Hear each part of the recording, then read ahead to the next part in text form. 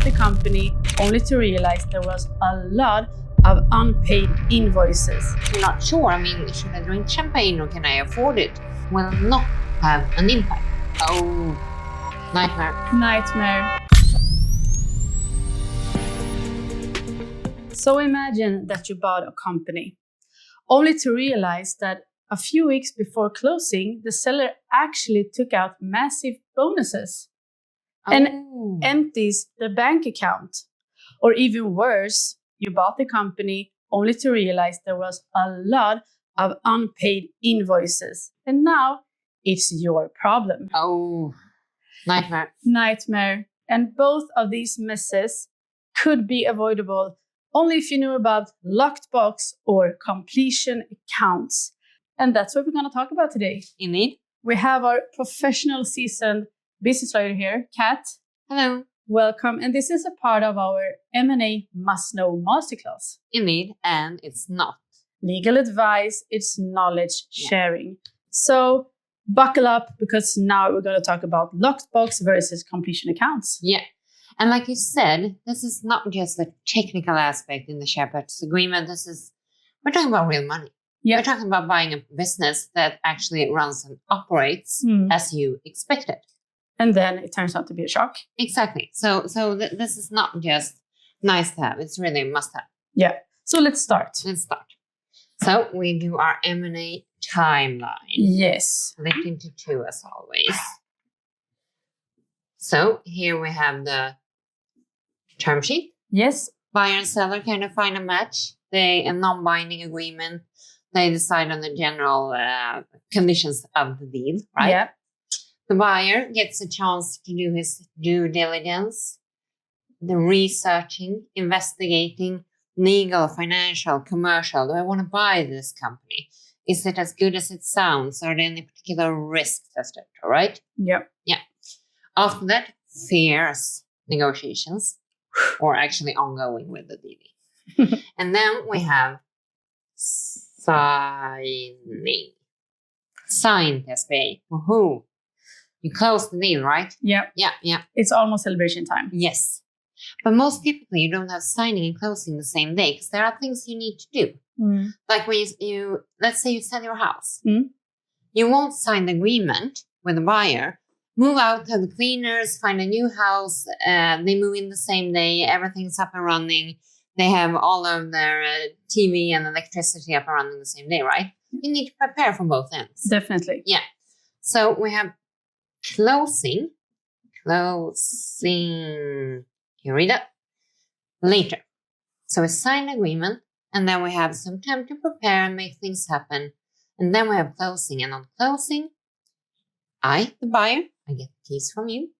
And you get the money. I get the shares, right? Yeah. I get the control over the company. And that's the final step. Yeah. So now then, we have to have a price.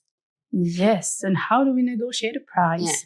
So let's say that already at term sheet stage, we said we'll use the EBITDA, because you can do any type of valuation model, right? Yes. We said EBITDA and the multiple of 2, and we ended up with 10. Yes. So that was the preliminary price. Okay. But, and we know that we're talking about the enterprise value, and you're going to get equity value. Because we buy on a cash-free, debt-free basis.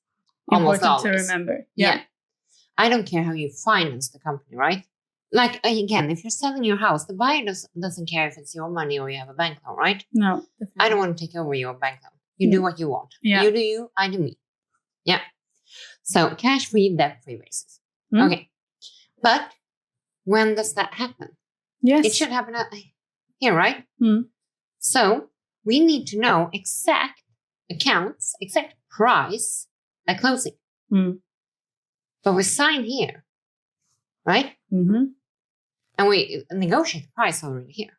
So, and it's impossible, basically impossible, on the day of closing to know exactly how all of the accounts are looking. Like accounts receivable, have you been sending invoices? Have you paid them? Do you have inventory? Do you have cash in the bank? Do you have debt, etc.? You can't just check everything here and it's done. No, because the company is up and running between these two. Yeah, things are happening. So we need a pricing mechanism. Now it It's very exciting. Yeah, very exciting. Because again, it's money. Yeah. Real money in your pocket. Nothing else. Not fancy potential accounting maneuvers. It's what you get cash in hand, equity value. You get 10 million, you get 12 million, you get 7 million, right? Yeah, it's a big difference. Yeah. So we have two options. We have the locked box. So, locked box. The locked box, we decide before we even sign the SPA. So, we take accounts. Let's say it's the 31st of March. And they can be audited or they can be management account. That's up to the buyer what they are comfortable with. So we lock the box. We say this is the price. It's a fixed price. It's a fixed price. So anything and everything that will happen all the way up to closing is at my risk as the buyer. Because I decided the price here, but I get the company here. Whoa. Yeah. So it's typically seen as seller friendly. Yeah. Because it's more deal certainty, more clarity what you're getting. So there are only two caveats. And that is, what if you here decide to buy a Porsche for 1.5 M USD? I mean, this is a crazy special Porsche. Yeah, I plan to do that. Yeah. Well, then we're going to call that leakage. Oh. So we have a fixed price, save for leakage. And leakage is exactly what it sounds like. It's when you take money out of the company that is not in the ordinary course of the business. Oh. So I do have some protection. Yes. All of this within the course of the business, that volatility is at my risk. Okay. But leakage, no.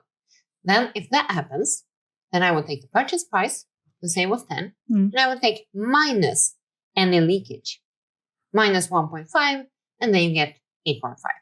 Okay, good to know. And we have two more. Then we also have permitted leakage. Because it might be so that you say, yeah, sure, but end last year, we decided on a dividend. So I'm going to, here, I'm going to take out 0.5 million. And that's permitted, and that should not be taken into account and reduce the share purchase price because you already saw that here, so it's already accounted for. Okay. So permitted leakage, which can be anything you and I agree on, really. Yeah. It can also be that you're gonna divest, you're gonna sell a property because I don't want that included in the deal, right? So we have leakage, affects the share purchase price, reduce, super important for you as a buyer. Permitted leakage.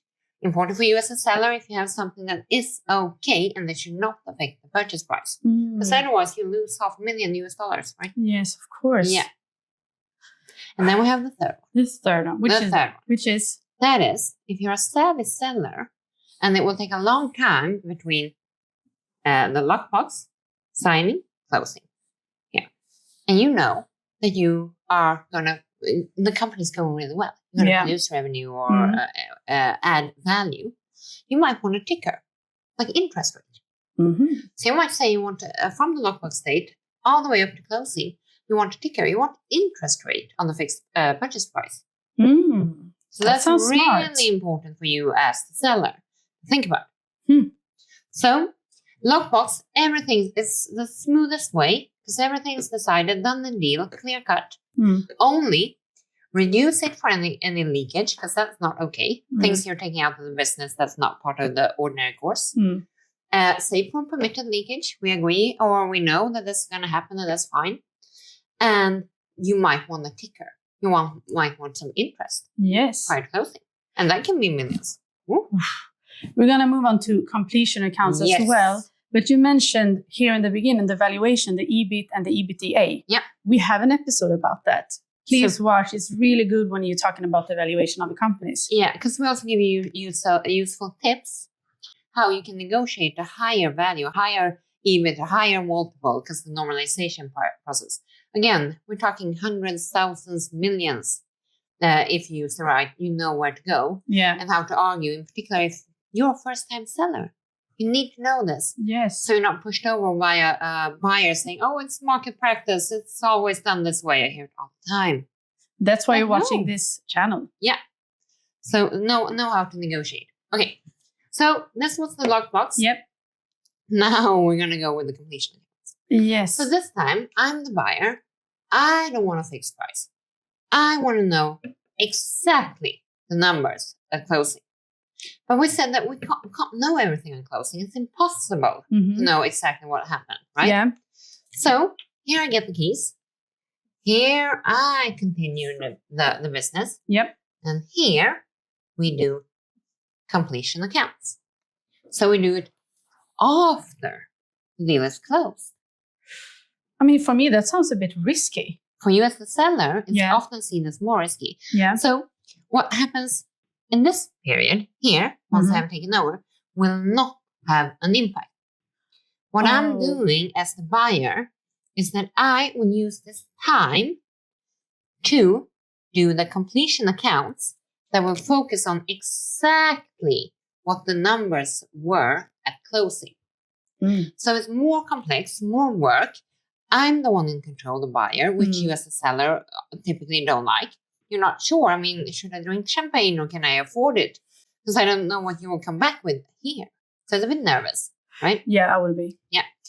But the thing is, and it's more comprehensive because then you will look at the net debt, as we call it, the working capital, because you'll have a target working capital, and then you'll try to review. Did you hit that target? Yes or no? Do we want to detract from the share purchase price, or do we have more cash in the bank? Did we have excess working capital? Then you should have more. Okay. Yeah. Good to know. That's it. So lockbox, prior. Yeah. Easier, safer for you, more clear cut. Completion accounts, is more safety for the buyer, more work, and more time consuming. Of course. The deal is done. Well, I mean, this is brilliant. Thank you so much. Thank you. So now you know about lockbox and completion accounts. Really good to know when you're selling or buying a business. And business law is not only for lawyers, it's for business people as well. Indeed. If you want to work in finance, if you want to work in investments, startups, entrepreneur, so much. We love to share. Yes. Zero cost. And we just love it. Great. And that's why you have to like and subscribe to this channel and share our content to people who might have been useful to. Take care. Take care. Until next time.